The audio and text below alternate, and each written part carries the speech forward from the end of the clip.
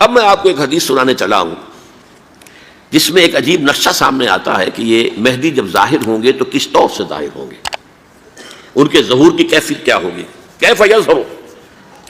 یہ روایت ہے حضرت ام سلمہ سے رضی اللہ تعالی عنہا، حضور کی زوجہ محترمہ ہیں، فرماتی ہیں ام سلمہ عن النبی صلی اللہ علیہ وسلم قال یکون اختلاف عند موت خلیفۃ۔ حضور نے فرمایا ایک خلیفہ کی موت پر اختلاف واقع ہو جائے گا، خانہ جنگی ہو جائے گی۔ فَيَخْرُجُ رَجُلٌ مِّنْ أَهْلِ الْمَدِينَةِ حَارِبًا إِلَى مَكَّةَ، پھر مدینے کے لوگوں میں سے ایک شخص نکلے گا، بھاگے گا اور جا کر پناہ لے گا اور چھپ جائے گا مکے میں۔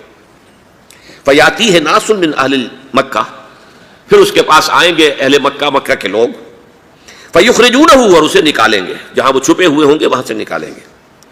وَهُوَ كَارِهٌ، اور وہ بالکل اس کو پسند نہیں کر رہے ہوں گے، نہ وہ خواہش مند ہوں گے کہ ان کے ہاتھ پر بیعت کی جائے، نہ وہ یہ چاہیں گے کہ وہ میدان میں آئیں اور ان کو جو ہے اپنا لیڈر مانا جائے۔ وَهُوَ كَارِهٌ فَيُبَايِعُونَهُ بَيْنَ الرُّكْنِ وَالْمَقَامِ، لیکن لوگ جو ہے پھر اصرار کے ساتھ ان کے ہاتھ پر بیعت کریں گے رکن اور مقام کے درمیان۔ رکن وہ کونا ہے خانہ کعبہ کا جس میں حجر اسود لگا ہوا ہے، اور مقام ابراہیم جو ہے، ان دونوں کے مابین جو یہ علاقہ ہے یہاں پر وہ بیعت ہوگی۔ وَيُبْعَثُ إِلَيْهِ بَعْثٌ مِّنَ الشَّامِ، ان کے خلاف ایک لشکر بھیجا جائے گا شام سے۔ نہیں کہا جا سکتا کہ باسی حکومت اس وقت کی جو ہے اس کی طرف سے کوئی مسئلہ اس طرح کا اٹھ کھڑا ہو، اس لیے کہ ابھی تو بہرحال باسی حکومت وہاں ہے۔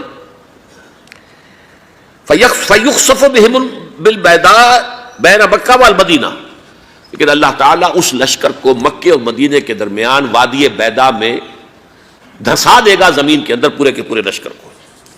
فَإِذَا رَأَى النَّاسُ ذَلِكَ، جب لوگ یہ دیکھیں گے کہ اتنی بڑی نشانی ظاہر ہو گئی، أَتَاهُ أَبْدَالُ الشَّامِ وَعَصَائِبٌ من العراق فَيُبَايِعُونَهُ، اب شام سے سارے کے سارے جو اولیاء اللہ ہیں وہ بھی آئیں گے، اور عراق سے جوک در جوک لوگ آئیں گے اور ان سے بیعت کریں گے۔